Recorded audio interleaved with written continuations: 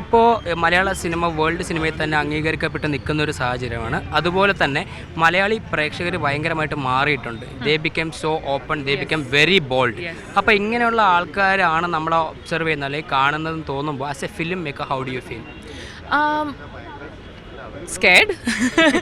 But then I think നമ്മുടെ Malayali audience എന്നും were way ahead.